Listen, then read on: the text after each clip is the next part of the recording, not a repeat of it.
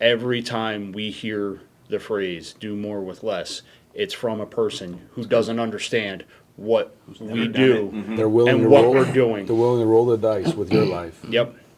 Guys, thanks for coming and sitting down. We're just gonna talk about some normal stuff. I'm gonna ask you some questions and let you fire away about what you're feeling. The biggest challenges that are facing first responders right now.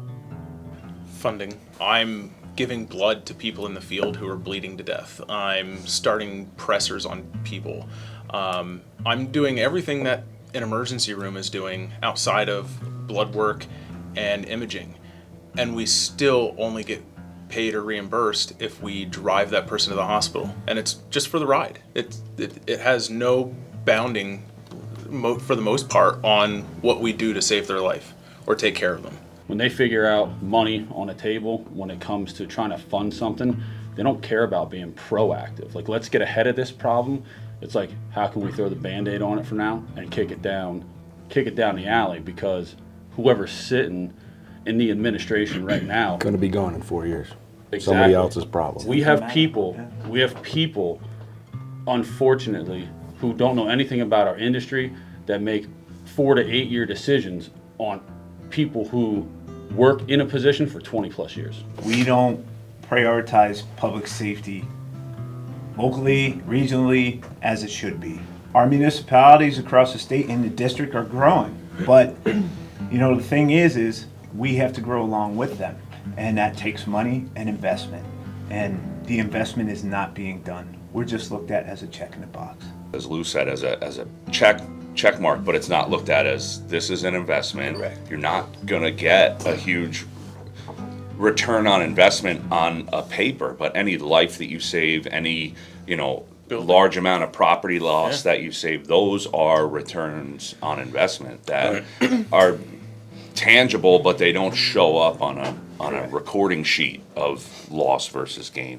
How is staffing shortages affecting your daily day-to-day operations? The attorney generals and the district attorneys choose time and time again to not follow the laws that are on books because you chose this job.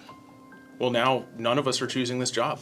Heard that all the time when we were going for PTSI. You chose the job. We had to make that argument, make that fight over and over and over again. The average lifespan for an EMS provider is 5 years. Why? Because the pay, we aren't protected. The working conditions in general are just atrocious. So the night shift people, we would work 7 to 7. How is that safe or healthy? Right. At all? Yeah. So you just leave. They force the fire guys to go home. You can't be there any more than 39 hours because that's too long. We want to protect our city, give them the highest level, but when you have Engine 7 that I think in the past 10 years has been staffed maybe like 4 or 5 times. We were in an on-call out, and on a third alarm fire, we got called in to cover the city. The other call-outs ended up getting called to that scene because that fire was still going on, and then we had another fire. The one phrase that I absolutely despise is, we need to do more with less. Myself and the hosman ended up getting burned because we ended up probably doing more than we should have in that particular situation.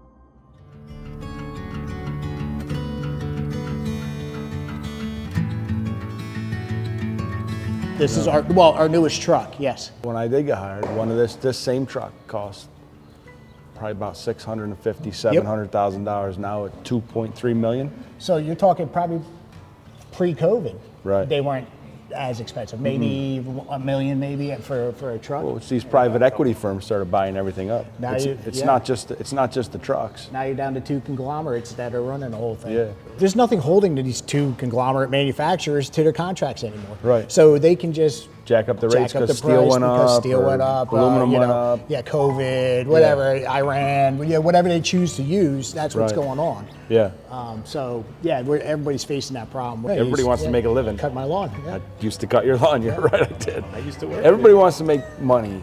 The manufacturers and the companies and the corporations and the billionaires that own these things are paying a less of a tax rate than you who's wearing this stuff. That's problematic for us.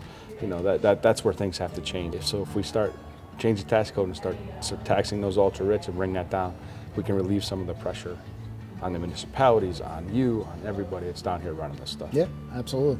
Yeah, but one thing that's never going to go away is emergency services. Never. Everybody's going to need emergency services. So it's only if the prices are going up everywhere, emergency services are going up everywhere, and The only unfortunately, thing that's not going up is the pay. that's true. You know? We got to grow along with our communities. Correct, Absolutely. 100%.